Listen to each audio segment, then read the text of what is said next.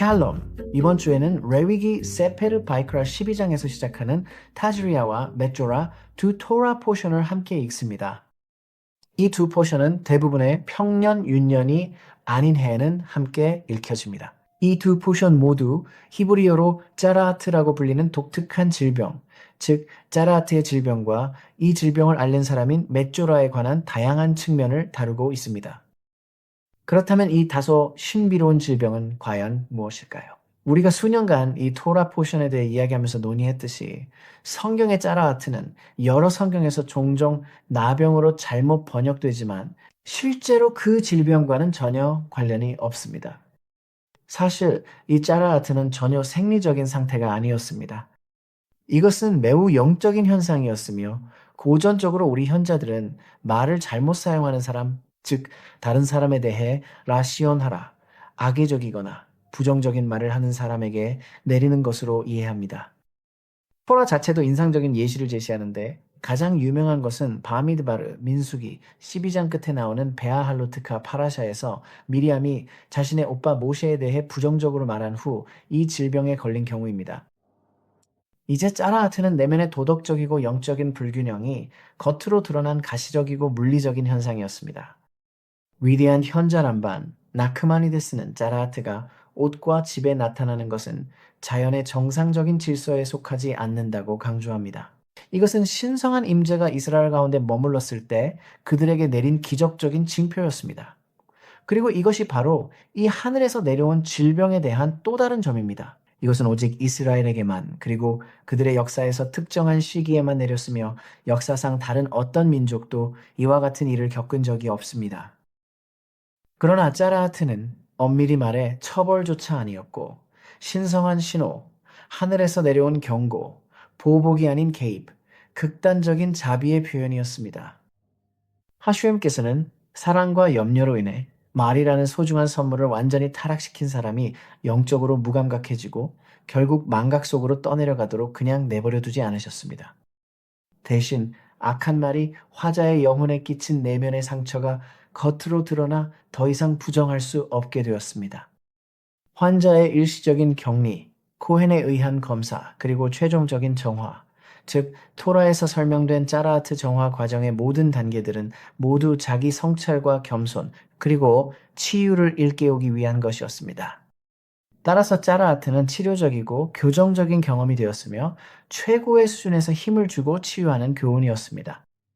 이것은 하슈엠께서 영혼을 본래의 자리로 되돌리기 위해 상처의 근원을 드러내는 방식이었습니다. 이는 그 사람을 짓밟거나 벌하거나 부끄럽게 하려는 것이 아니라 그를 정화하고 회복시키며 집으로 돌아오게 하려는 것이었습니다. 하지만 이제 마음을 열기 시작하세요. 도대체 왜 토라에서 말의 개념이 그렇게 중요한 것일까요? 말이 왜 그토록 거룩하고 강력하며 남용이 왜 위험할까요? 말이 얼마나 중요하기에 그 타락의 결과가 토라의 많은 비중을 차지하며 하슈엠께서 이토록 깊이 관여하시는 걸까요? 누군가 타인에 대해 나쁘게 말한 건 분명 좋지 않은 일입니다. 그건 이해해요. 그러니까 좋은 말을 할 게 없다면 아무 말도 하지 않는 게 낫죠. 하지만 누군가에게 이렇게 불안한 질병을 내리다니 하슈엠께서 너무 과하게 반응하신 건 아닐까요?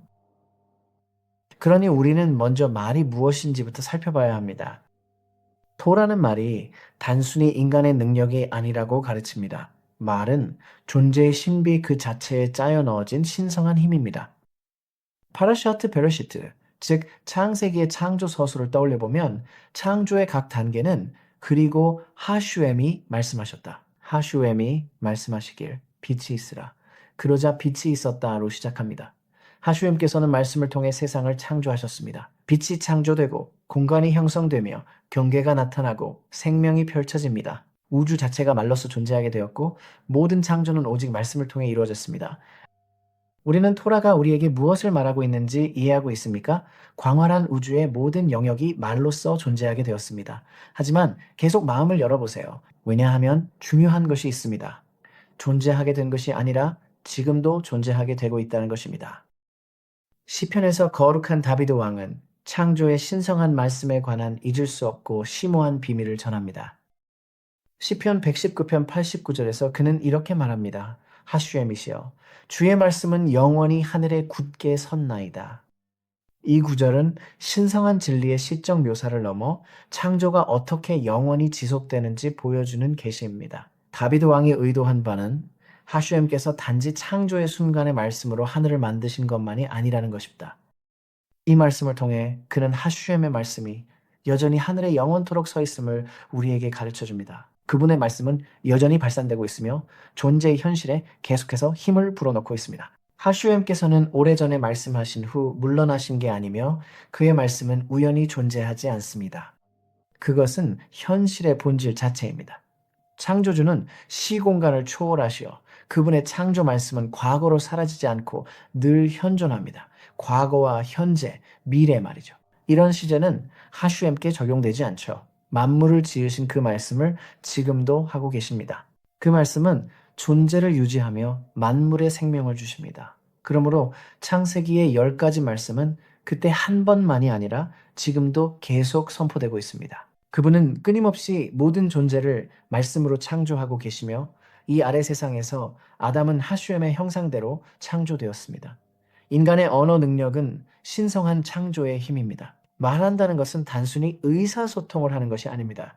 그리고 여기 세상에서 가장 깊은 비밀 중 하나가 있습니다. 창세기 2장 7절에서 토라는 이렇게 말합니다. 하슈엠께서 땅의 흙으로 사람을 지으시고 그의 코에 생명의 숨을 불어넣으시니 사람이 네페시하야 곧 살아있는 존재가 되었습니다. 이 살아있는 존재라는 단어는 예언자 온켈로스가 신의 영감을 받아 아람어로 번역할 때 루아크 메말렐라, 즉 말하는 영으로 번역되었습니다. 이 번역은 놀라울 뿐만 아니라 그 의미는 삶을 바꿀 만큼 중요합니다. 이것은 인간의 언어 능력이 그저 부수적인 것이 아니라 인간의 본질을 정의하는 것임을 강조합니다. 그의 생명력, 곧 말할 수 있는 능력이 바로 그것입니다. 그것이 바로 그가 창조된 신의 형상을 가장 명확하게 드러내는 표현입니다. 우리는 하슈엠을 모방하여 말합니다.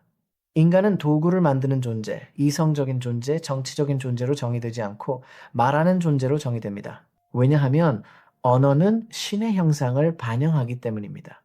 이것이 바로 인간의 정체성입니다.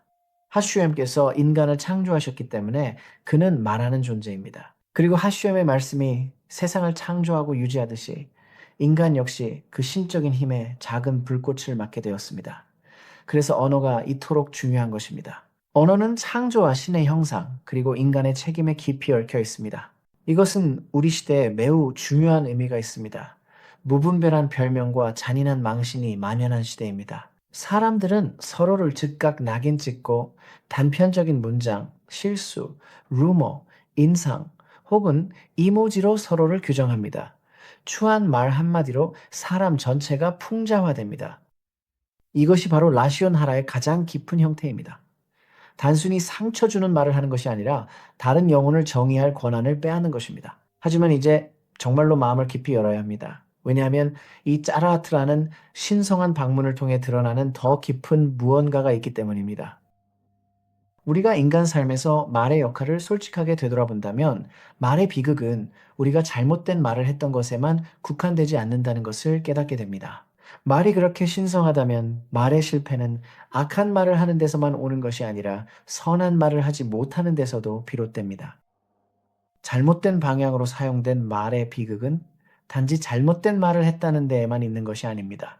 소름 끼칠 정도로 깊고 통찰력 있는 가르침에서 조화르의 현자들은 하슈엠께서 사람에게 징벌자라트를 내리신 이유가 단지 그가 악한 말을 했기 때문만이 아니라 그가 하려고 생각했던 선한 말을 할 기회가 있었음에도 불구하고 하지 않았기 때문이라고 가르칩니다. 사람은 나쁜 말을 한 것뿐만 아니라 좋은 말을 할 수 있었음에도 하지 않은 것에 대해서도 심판을 받습니다.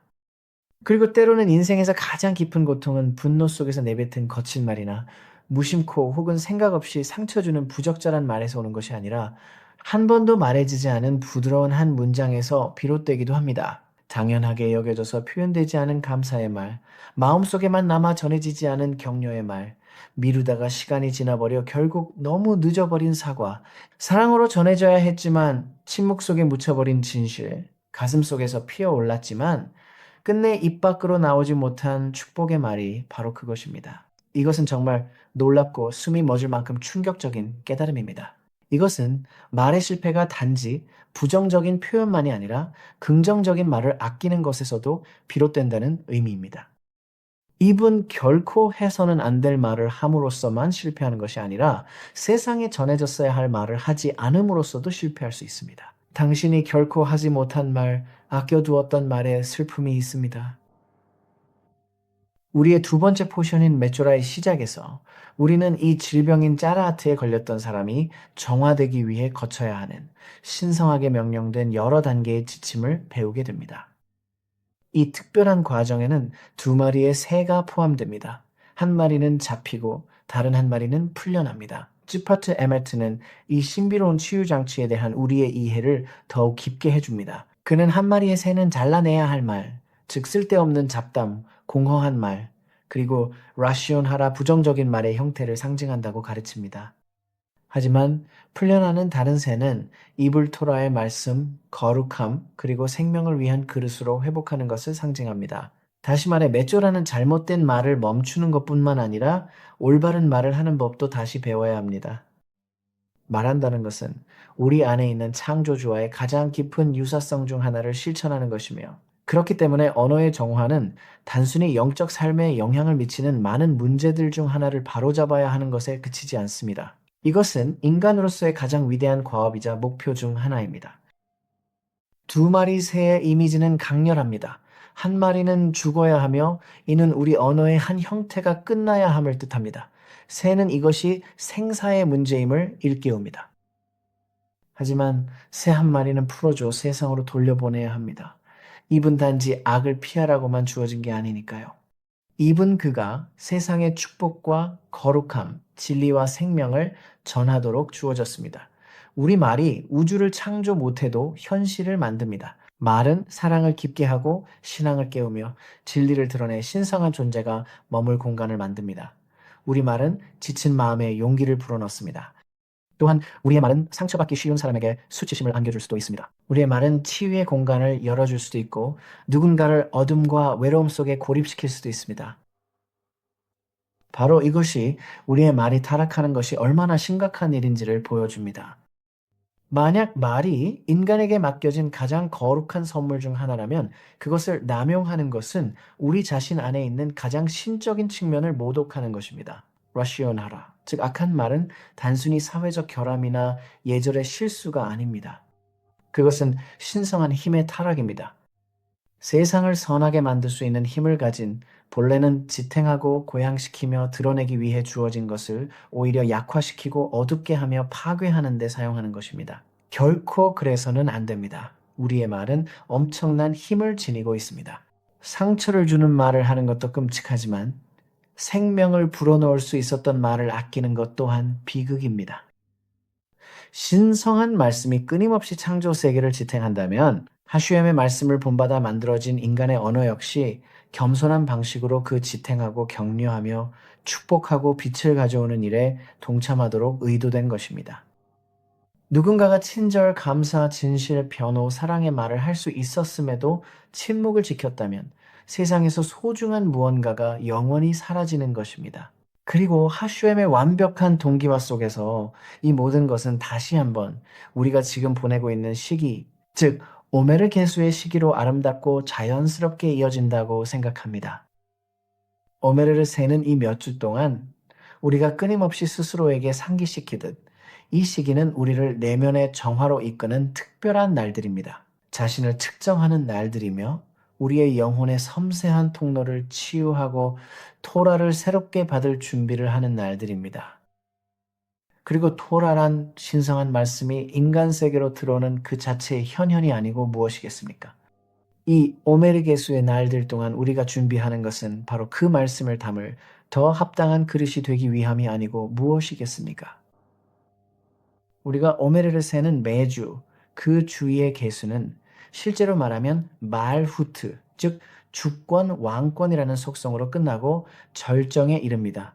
우리 내면에서 매주 각신적 속성을 바로잡는 목적은 그것을 하슈엠의 주권, 곧 우리에 대한 그분의 완전한 주권의 표현으로 이 세상에 가져오는 데 있습니다.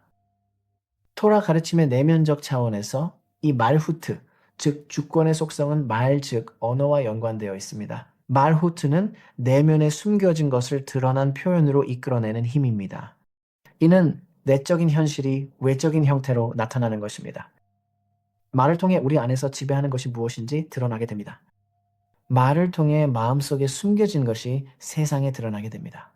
말을 통해 우리는 하슈엠을 우리 위에 왕으로 세웁니다. 따라서 이 기간 동안 언어를 바로잡는 것은 사소한 부차적인 일이 아닙니다.